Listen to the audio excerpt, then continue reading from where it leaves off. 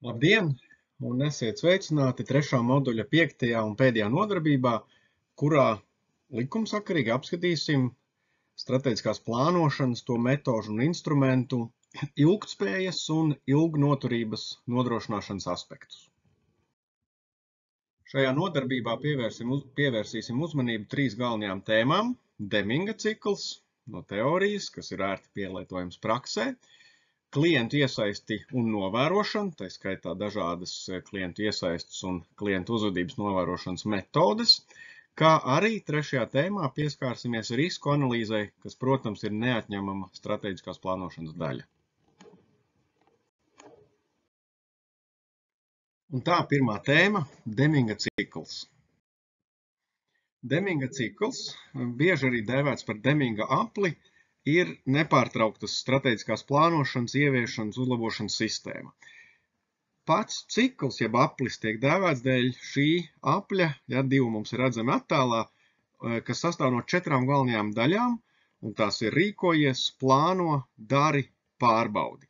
Un viņas seko viena otrai, ja katra no šīm daļām, un šīs pieejas rezultātā, ja, kopējā tas kvalitātes standarts, jeb līmenis jūsu stratēģijā, jūsu uzņēmumā uzlabojās, ir sasniegts jauns līmenis, bet Deminga aplis turpinās, un līdz ar to arī turpinās stratēģiskās plānošanas, un līdz ar to arī stratēģijas pašas un darbības rezultātu pilnveidošanās. Un šis ir vienkāršs, bet ļoti praktisks un arī nozīmīgs instruments, pieejot šai stratēģijas ilgnoturībai. Ja te jāatzīmē, ka tā ilgtspēja bieži tiek saistīta ar vides aspektiem, šī pieeja to neizslēdz, bet latviešu valodā iespējams ir vērts nodalīt ilgtspēju, spējai ilgi būt, arī no ilgnoturības, ja ilgi pastāvēt. Latviski šī ilgtspēja apzīmē abus, tomēr angliski lietojot ilgtspēju, mēs biežāk atdursimies pret vides aspektiem, kas vēlreiz neizslēdz šo stratēģisko plānošanu, bet ir tikai viens no aspektiem, ja tāpēc ilgnoturības kontekstā Deminga apļa izmantošana stratēģiskās plānošanas un stratēģijas uzturēšanas ietvaros ir ļoti vērtīga.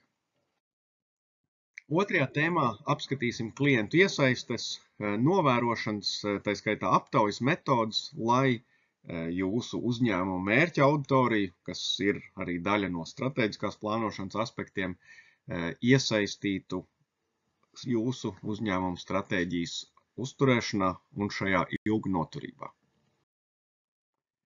Klientu iesaistes kontekstā es aicinu jūs atcerēties šo kopredzu konceptu, ko es minēju šī moduļa 1. un 2. nodarbībā. Restīvi, ka pakalpojumu ražotājs sadarbojas ar arī pakalpojumu saņēmēju, ko mēs redzējām gan privātā biznesa sektorā, gan publiskajā pārvaldē kā augošu konceptu, kā rezultātā vispār, ja, šī sociālā uzņēmējdarbība ir parādījusi spēju augt un attīstīties.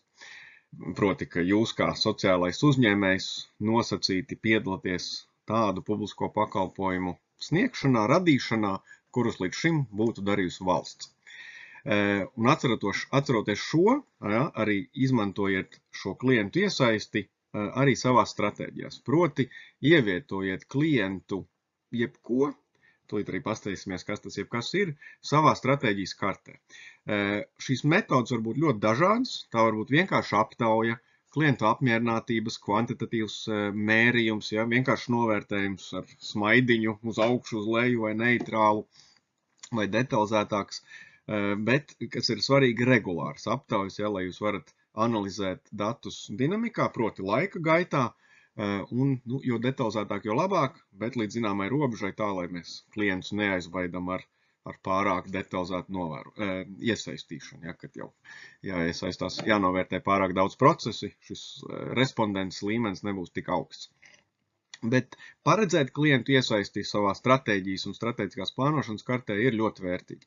Atceraties to karti, ja, kas tā kā cikls gāja, kur mēs skatījāmies efektivitātes rādītājus un risku signālus tieši, ja, tajā stratēģiskās plānošanas ciklā, ka tur būtu vērtīgi atsevišķās aktivitātēs, piemēram, iekļaut šo pašu klientu novērojumus. Vai tas ir aptaujas veidā, vai es arī pat iesaku bieži labāks rezultāts var iegūt tieši novērojot, kā klienti reaģē kā izvēlās nākamos pakalpojumus vai pakalpojumu atkārtotu lietošanu, novērošanas rezultāti nereti ir, ja ne labāk, tad vienlīdz labi, kā tieši aptauja, jo novērojot mēs netraucējam klientus un redzam viņus dabiskākā vidē. Kur ir iespēja, un tas ir ļoti tematiski atkarīgs, kur ir iespēja ļaujiet klientiem ne tikai novērtēt, bet arī iesaistīties jūsu stratēģijā, proti sniegt arī priekšlikumus un jau detalizētākus vērtējumus vienam vai otram procesam. Un ir ļoti vērtīgi pašam sev nodefinēt, ko priekš jums nozīmē laimīgs klients vai apmierināts klients. Un to definējot, jūsu atbildē garantēti slēpsies gan kvalitātes indikātori, pēc kuriem jūs varat vērtēt savu darbības efektivitāti, gan iespējamo risku signāli un citi darbības rādītāji, jeb šie Key Performance Indicators, kā viņi bieži lieto angliski, KPI, jūsu stratēģijas efektivitātes novērtēšanai, kas, protams, ir saistīta ar stratēģijas ilgnoturības aspektiem. Un trešajā tēmā apskatīsim risku analīzi. Risku analīzi jau iepriekš esam minējuši mūsu nodarbībās kā integru neatņemamu svarīgu daļu no stratēģiskās plānošanas procesa. Ir vairākas metodas risku analīzei. Es piedāvāšu tādu vienkāršu un tādu integrētu no svida analīzes, kuru jūs arī jebkurā gadījumā veiksiet savu uzņēmumu stratēģiskās plānošanas procesā. Un risku analīzēs īpaši iesaku apsvērt tieši vājās puses un draudus jūsu veiktajā svida analīzē. Tajos arī slēpsies riski.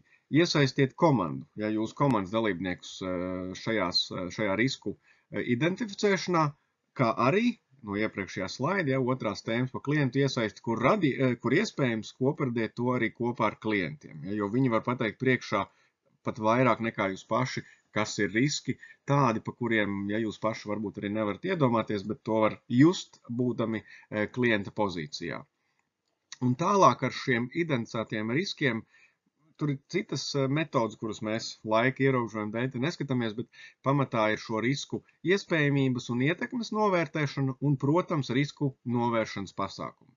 Tā skaitā šī veiktspējas mērīšana, ko tas ietekmēs laikā, darba, cilvēku stundā, citās ietekmēs, ļoti tematiski atbilstoši jūsu sociālās uzņēmējdarbības pakalpojumu specifikai. Bet pamatā jau no veiktās svida analīzes, kuru var papildināt, identificēt riskus, novērtēt to ietekmi jūsu pašu skalās, vāja, vidēja, augsta, zema, vidēja, augsta, šis iestāšanās risks un ietekmes risks, un tad, protams, novēršanas aktivitātes. Un tajās savukārt nezaudēt šo efektivitātes mērījumu. Un zināšanu praktizēšanai šajā nodarbībā es aicinu apdomāt tieši nodarbības tēmu, tātad stratēģiskās plānošanas un tieši ilgtspējas un ilgnoturības mehānismiem. Faktiski tie nāks vēlāk, pēc pusgada, gada jūsu uzņēmuma darbības, bet es aicinu apsvērt viņus jau arī šobrīd. Vienā no iepriekšējām nodarbībām jūs jau izstrādājat stratēģiju, un iespējams tagad arī to jau var pat pārskatīt.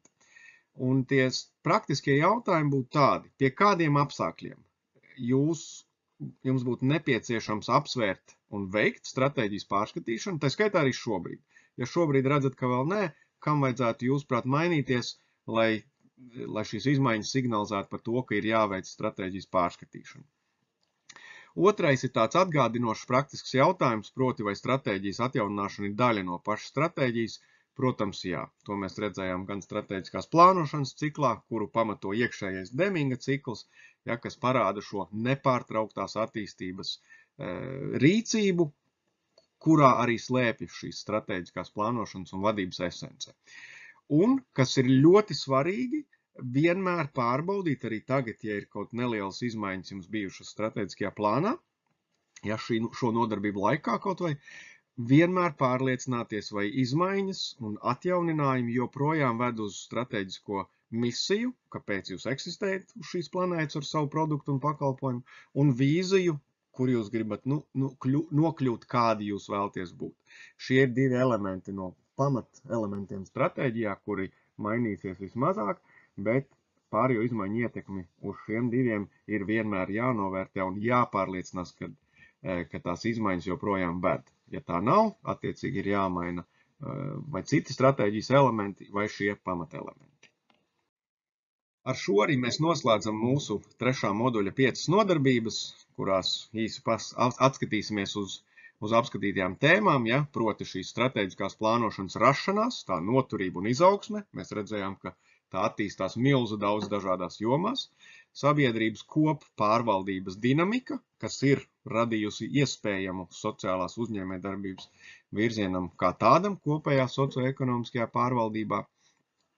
3. nodarbībā jau iedziļinājāmies, kas ir stratēģija, kas ir stratēģiskā plānošana, kas ir tās galvenie elementi, pieejas, principi, metodas un instrumenti. 4. nodarbībā atskatījāmies uz atsevišķām īpatnībām stratēģiskajā plānošanā un tās īstenošanā, tā skaitā, piemēram, Zilā okeāna stratēģija, kas ir īpatnējs īstermiņa, bet ļoti efektīvs solis stratēģiskajā attīstībā. Un šajā nodarbībā paskatījāmies uz ilgtspējas un ilgnoturības mehānismiem stratēģiskajā plānošanā. Es ceru, ka jums bija vērtīgi un vēlu jums lielisku izdošanos jūsu sociālajā uzņēmējdarbībā.